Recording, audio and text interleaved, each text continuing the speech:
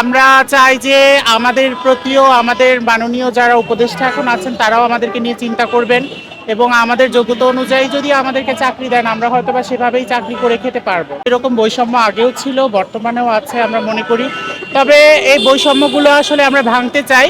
এই বৈষম্যগুলো ভেঙেই আসলে আমরা চাই সমাজে আরো এগিয়ে যেতে।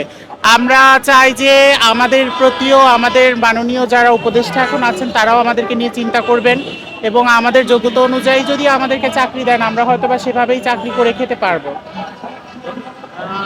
এবার যেসব মুরল বা ভাস্কর্যগুলো এসেছে এর মধ্যে আমরা অনেকে পার্থক্য দেখতে পেয়েছি। এই বিষয়ে কি বলবেন? আসলে কোনো রকম সাম্প্রদায়িকতা বা কারো বিপক্ষে গিয়ে আমরা কোনো কিছু বলতে চাই না। যেহেতু আমরা মনে করি বৈষম্যমূলক একটি সমাজ আমরা চাচ্ছি, তার জন্য আমাদের কাছে মনে হয় যে ভাস্কর্য না, আমরা আসলে বিশ্বাস করব মানুষের মধ্যে যেন শান্তি বিরাজ করে। আর যেহেতু মঙ্গল শোভাযাত্রা হচ্ছে আমাদের একটি ঐতিহ্য এবং সেখানে আমরা রাজনৈতিকতা না দেখে যদি সাম্প্রদায়িকতা না দেখে যদি সংস্কৃতি দেখতে পারি তাহলে মনে হয় আমাদের জন্য, আমাদের সমাজের জন্য, আমাদের দেশের জন্য বেশি ভালো হবে। ভবিষ্যতে এটা কোন পর্যায়ে দেখতে যাচ্ছেন এই পয়লা বৈশাখ মানে আরো? বাঙালির আসলে ঐতিহ্য পয়লা বৈশাখ অনেক বছর ধরে এবং বিগত অনেক বছর ধরে এগুলো চলে আসছে।